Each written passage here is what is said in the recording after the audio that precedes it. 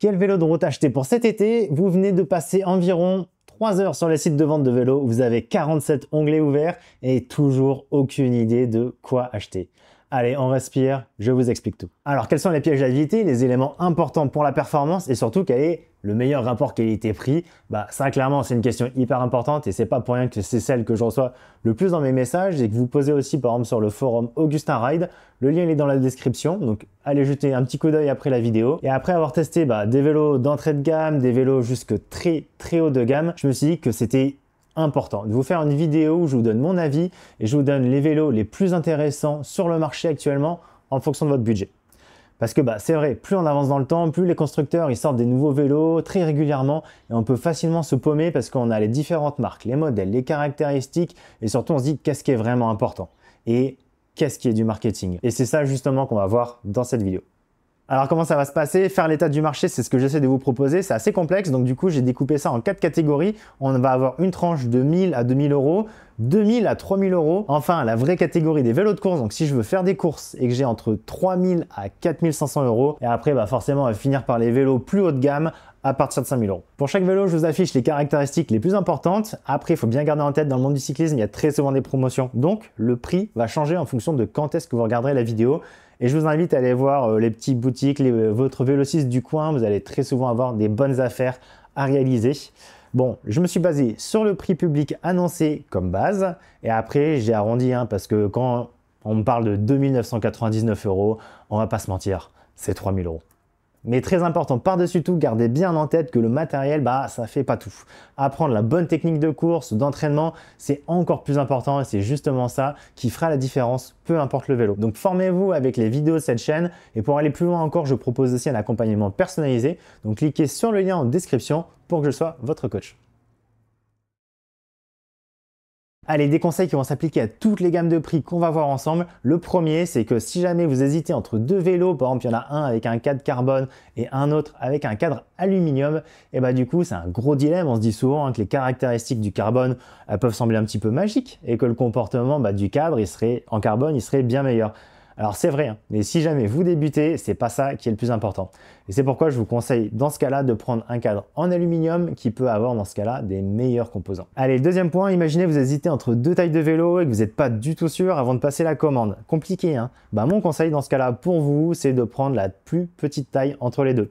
Parce que c'est simple, on peut toujours venir rallonger une potence, mais on ne peut jamais venir raccourcir un cadre. Troisième point, si vous comptez acheter un vélo en vous disant que vous allez l'améliorer plus tard, choisissez vraiment un vélo avec des roues entrée de gamme de préférence parce que c'est l'élément le plus simple à upgrader. Prenez une bonne transmission, un bon cadre, les roues, ça change facilement.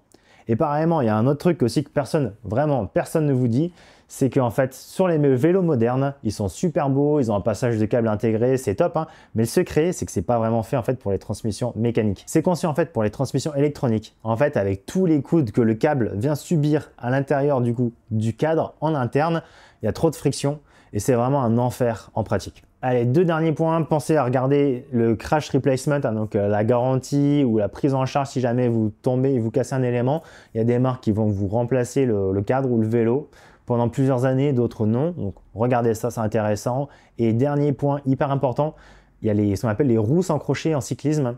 Moi, je vous les déconseille. Voilà, simplement, faites très attention du coup. Si vous pouvez les acheter, ça marche. Par contre, il faut vraiment suivre les normes à la lettre pour la largeur du pneu et les dimensions du pneu de manière générale que vous équipez, sinon il y a un risque d'accident. Je trouve que c'est plus simple de prendre des roues avec crochet, donc les roues classiques, au moins on sait qu'on ne peut pas se tromper. Pour l'entrée de gamme à 1000 à 2000 euros, donc là ce que je vous conseille en dessous de ce budget vraiment, c'est d'aller en occasion. D'ailleurs même pour ce budget-là, je vous conseille clairement, on peut aller sur de l'occasion, ce sera très souvent plus intéressant, surtout si vous cherchez un vélo de course. Donc sur cette entrée de gamme, on est surtout sur une géométrie de vélo d'endurance, ça va être compliqué de faire autrement. Il y a plusieurs vélos qui viennent se différencier, donc dans un premier temps pour moi, il y a le Van Rysel, le Endurance NCR AF. Ce qui est intéressant, donc on a 1200 euros, il est en aluminium, on est en Shimano Tiagra 10 vitesses. Et là je prends l'exemple de Specialized, vous voyez quand on va dans les grandes marques, pour le même prix, donc là 1200 euros, on est beaucoup moins bien équipé puisqu'on est en Shimano Claris, donc en 8 vitesses. Passer de 8 vitesses à 10 vitesses, il y a vraiment un gap monstrueux. Donc pour le même prix à 1200 €, on est beaucoup moins bien équipé. Donc en fait, toutes ces grandes marques Specialized, Trek, ainsi de suite, qui ont vraiment pignon sur rue, tant qu'on n'est pas vraiment sur du haut de gamme et qu'on vient pas chercher de la performance, il faut les squeezer pour l'entrée de gamme. C'est pour ça qu'on peut se focaliser par exemple sur un Canyon avec le Endurance 6. 1400 €, Tiagra 10 vitesses si jamais on veut. Et après, si on veut un petit peu monter en gamme, moi celui que je vous recommande, c'est le Giant Contend AR1 à 1800 €, où là du coup on passe en Shimano 105, donc on est en 12 vitesses en mécanique, très intéressant. Et là ce que j'ai noté, c'est qu'il n'a pas de câble intégré. Un autre Challenger pour ce même prix avec la même transmission, c'est le Scott Speedster 10, mais vu qu'on a les câbles intégrés dans le cadre, je trouve que c'est moins intéressant parce que comme je vous disais, les transmissions mécaniques en intégré, c'est pas ça. Quand on passe sur le moyenne gamme, donc entre 2000 à 3000 €, donc là ce qui est cool, c'est qu'on a un passage aux 12 vitesses qui est systématique. On a à peu près les mêmes géométries de cadre endurance, sauf qu'on est mieux équipé ou sinon qu'on va avoir un cadre en carbone. Et là on va avoir des marques allemandes qui commencent à taper très fort. Par exemple, je pense à Cube avec le Attain C62 Race, 1700 € en carbone équipé en Shimano 105, top. On a le Canyon Endurance CF7 qui est à 2000 €, qui est en carbone, qui est 400 grammes plus léger que le Cube et qui est équipé en Shimano 105. Donc ça, c'est des très bons vélos. Vraiment, c'est excellent ce qu'ils ont fait. Le gap d'après, c'est Canyon encore une fois, le Endurace CF7. Donc là, on est toujours en carbone, mais AXS. C'est-à-dire que là, on est à 2700 € et on passe, c'est en transmission électronique avec le rival Itap AXS. Et donc, c'est le vélo avec la transmission électronique qui est le mieux placé, qui est le moins cher du marché. En tout cas, de ce que j'ai vu. Là, on a un petit flop de Giant pour le même prix. C'est rigolo. Vous voyez, le Giant qui était si bien placé dans l'autre segment. Là, on a le DeFi Advanced 2, 2700 € et qui est en Shimano 105 mécanique. Bah non, du coup, ça marche pas. En fait, on a des vélos qui sont 700 € moins chers et qui ont la même transmission pour la même proposition. Non, ça marche pas. Petite pause dans la vidéo, j'espère qu'elle vous plaît jusqu'à présent. Ça me demande beaucoup de boulot de venir rassembler toutes les données, de vous les présenter comme ça de manière le plus simple et digeste possible. Donc pensez à bien vous abonner à la chaîne s'il vous plaît, c'est ça qui vient me soutenir. Pareillement, Trek, vous voyez, c'est une marque qui peut être excellente quand on va dans le haut du panier en termes de performance. Par contre, là, sur encore une moyenne gamme, le Emonda SL5, du coup, qui est à 3000 € en carbone, ok.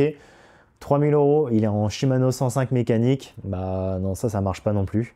Sachant que, regardez, là, je trouve c'est la pépite. J'en reviens toujours pas, je sais pas comment ils ont fait ça. C'est assez incroyable. À 3200 €, on a le Cube Attain C62 SLT. Un nom un petit peu à coucher dehors. Mais du coup, je disais 3200 €. Il pèse 7,9 kg. Et il est équipé en Ultegra DI2. Donc là, c'est vraiment un banger. Si jamais vous cherchez un vélo carbone avec une bonne transmission, qui va bien rouler, qui a fait ses preuves, il n'y a pas mieux. On passe au vélo de course, donc on est entre 3000 à 4500 €. Là, c'est vraiment le segment, le nerf de la guerre pour moi. C'est des vélos, on a quitté la géométrie endurance, on est sur des gens qui veulent faire des courses ou qui veulent un vélo performant, qui va aller vite, qui va être aussi très confortable parce que les vélos modernes, vraiment, il faut le dire, ils sont fantastiques.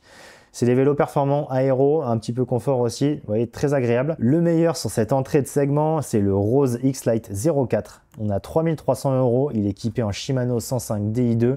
Ils ont tapé très fort. Une mention honorable pour le Canyon Ultimate CF SL7 AXS. Donc là, on a 3500 €, on a un cadre carbone, on a un rival Itap AXS avec des roues DT Suisse en alu, mais correct. Ça, c'est sympa et surtout l'Ultimate, là, pour le coup, on est vraiment sur un vélo de course. Je peux aussi mentionner dans cette tranche de prix le Cube Agri C62 Pro.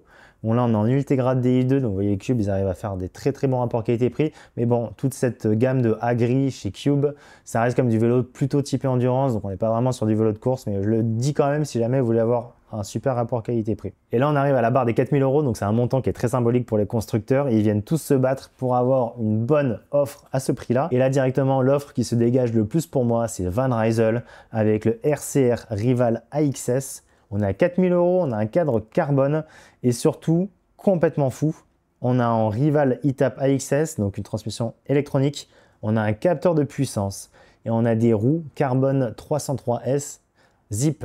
Donc pour moi, là, c'est le vélo qui est vraiment quasiment le mieux positionné de tout ce que j'ai vu. Peut-être le seul qui s'en approche dans l'autre segment, c'était le Cube Attain qui était à 3200 € en Ultegra DI2. Très impressionnant. Van Rysel, ce qu'ils ont réussi à faire à 4000 €. S'il était à 4200 avant, j'ai vu qu'ils ont fait une baisse de prix, mais qui est définitive. Donc il reste à 4000 €. Bravo à eux. Pour le même prix, à 4000 €, on a aussi le Polygon Helios A7X, donc avec des roues carbone, et on est en Shimano 105 Di2, très appréciable. Je mentionne aussi le Beria Bellador que j'ai testé sur la chaîne, vous allez voir juste dans mes vidéos. 4000 € pareil, on est en Rival Etap AXS avec un capteur de puissance, un vélo très sympa, plutôt orienté grimpeur, avec une géométrie vraiment pour le coup novatrice, qui pourrait plaire vraiment pour les grimpeurs à beaucoup d'entre vous. Et à 4200 €, Canyon, ils proposent du coup leur Aeroad CF SLX 7 AXS. Donc là, on est en Rival Etap AXS. 4200 €, on a des roues carbone et surtout, c'est le premier vrai vélo pleinement aéro. Donc si jamais je devais faire un podium dans cette gamme de prix, en premier pour moi, le rapport qualité-prix, on a le Van Rysel RCR Rival AXS qui est incroyable. Après, on va voir Canyon, si jamais avec l'Aeroad, si vous voulez vraiment un vélo de performance, un vélo pour aller vite. Et ensuite, on va avoir le Polygon et le Beria qui tapent très fort. Pour moi, on a deux grands flops dans ce segment. Déjà, on a Ridley malheureusement avec le Noah 3. On a 4200 €, donc un vélo qui est vraiment pensé pour être aéro, qui est très, très performant, hein. Par contre, il est en 105 mécanique. Donc là, petite faute, hein, à 4200 €. Et Pinarello avec le F5 105 Di2, donc on est à 6000 € pour du 105 Di2, c'est pas possible. Ok, on a des roues carbone Most, mais bon, le rapport qui a été pris, il n'est pas là. Bon, après, vous allez me dire, chez Pinarello, est-ce que c'est vraiment ce qu'on vient chercher? Non, pas forcément. Je pense que les gens, ils sont au courant. Voilà, et je dirais, pareillement, Cervelo et Colnago, il n'y a aucune offre en Shimano 105 Di2 ou en Rival. Donc, vous voyez, sur ces marques premium, comme je disais un petit peu avant, il ne faut pas venir chercher le rapport qualité-prix. Le dernier segment, c'est celui des vélos premium, donc à 5000 €. Donc le segment le plus croustillant, c'est le segment que les gens regardent le plus. C'est celui où les marques envoient le plus volontiers leurs vélos et c'est celui où les testeurs vont tester généralement. C'est pour ça que moi j'étais très heureux, vous voyez, de venir tester le Beria Bellador, qui est un vélo novateur et qui propose une vraie proposition de rapport qualité-prix qui était intéressante. Sur ce segment premium, on passe de cher à très cher. Et l'aspect qualité-prix, il passe quasiment par la fenêtre. Donc je vais moins en parler, hein, parce que sur des vélos premium à plus de 5000 €, c'est la performance qui est primordiale dans ce segment. C'est des vélos qui sont optimisés pour la course, pour la vitesse. Et moi, je me suis surtout focalisé sur les vélos aérodynamiques parce que c'est eux aujourd'hui qui viennent gagner des courses. C'est le sens de l'histoire. On voit que c'est ce que les constructeurs font et c'est ce que les coureurs choisissent. Donc les vélos de grimpeurs des marques, elles ont tendance à disparaître, hein.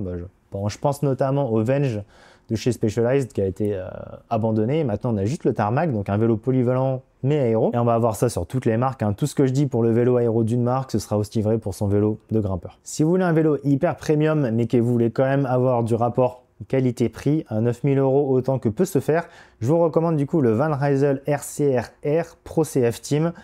Il est équipé en Dura-Ace Di2 avec des roues Swisside absolument merveilleuses. C'est un vélo World Tour à 6,9 kg. Franchement, foncez, c'est top. Canyon propose aussi une offre très très intéressante avec leur gamme Aeroad. Donc là, on va avoir par exemple en top gamme le Aeroad CFR Di2, donc en Dura-Ace Di2. Attention, cependant, je vous le dis toujours, chez Canyon, ce qui va être un petit peu compliqué, c'est le fit, hein, la position, parce qu'on va avoir du mal en fait à venir allonger ou réduire la potence. On est sur des cockpits intégrés. Ok, on peut choisir la largeur de la potence, mais pas tellement sa longueur. Donc faites attention à ça, choisissez bien la position de votre vélo avant de l'acheter, c'est quand même le plus important. Pour continuer dans les vélos toujours à peu près abordables, on va avoir le Giant Propel. Donc pour moi, c'est le compagnon de course quasiment parfait. Donc on est sur un vélo très aéro, très agréable. Je suis obligé de mentionner pour ça la série des Tarmac SL8. Donc là, pour moi, c'est la polyvalence incarnée. C'est des vélos fantastiques, c'est dans les meilleurs vélos au monde. Très très agréable. Si on monte un petit peu en prix, on va avoir le Scott Foil, donc un vélo aéro et léger en même temps. Donc on a pu le voir sur le Tour de France, toutes les étapes de montagne. Bardet courait très très bien avec, c'était un vrai plaisir pour les yeux à voir. Si vous voulez vraiment faire de la course, quelque chose de très rapide, il y a deux vélos pour moi qui se distinguent. On a le Cervelo S5 qui est le roi de l'aéro. Clairement, c'est un vélo fantastique. Et on va avoir le Factor Ostrovam. Et là, comme je l'ai testé sur la chaîne aussi, le gros avantage, c'est sa configuration. C'est un point hyper positif et j'aimerais qu'il y ait plus de marques qui proposent ce genre de modalité. Pour continuer la montée en gamme dans les superbikes, on va avoir le Colnago Y1 RS, tout juste qui vient de sortir. Je ne l'ai pas encore testé, ce que je vous dis du coup c'est de ce qui m'a été rapporté un petit peu. Ça a l'air d'être un super vélo, encore une fois, pas trop de compromis. Ensuite, on va avoir BMC avec les Team Machine, donc des très bons vélos, très chers aussi, il faut le reconnaître. Mais clairement, c'est le genre de vélo que j'aimerais bien avoir un jour. Et après, si vous me demandez mon avis, bah, les flops un petit peu dans ce segment des vélos premium, on a Bianchi avec le All-Trail RC. Je trouve qu'il est immonde visuellement, mais c'est pas son seul défaut. On sait qu'il y avait des problèmes de fiabilité, que les coureurs en World Tour, ils devaient changer le guidon parce qu'il arrêtait un petit peu pas de casser. Et surtout, ils ont essayé de glisser un gadget marketing avec une sorte de carénage sur l'avant du cadre qui est complètement inutile. Donc ça, c'est un fail à mon avis. En termes de vélo, beau, très beau, mais que je trouve pas incroyable. Il y a le Madone SLR 9. Pareillement, vous voyez, le gadget marketing pour moi, c'est au niveau de ce tube de selle. Alors, on a ce déport qui sert à rien à part venir apporter des contraintes de manière très précise sur un point du cadre. Le vélo, il est un petit peu lourd, il est assez cher, il n'est pas forcément le plus aérodynamique du marché. Alors, je trouve que c'est un peu dommage d'avoir fait un Madone qui, finalement, qui est un petit peu hybride, mais qui marche pas si fort que ça. Allez, j'espère que la vidéo vous a plu. Si vous pensez que j'en ai oublié un, dites-le moi, je vous donnerai mon avis dessus, ou dites-moi aussi s'il y a un vélo en particulier que vous aimeriez me voir essayer sur cette chaîne. Il est juste ici, vous pouvez cliquer, il y a la vidéo du Factor Ostrovam que je viens essayer. On se retrouvera à la prochaine, c'était Augustin, ciao ciao.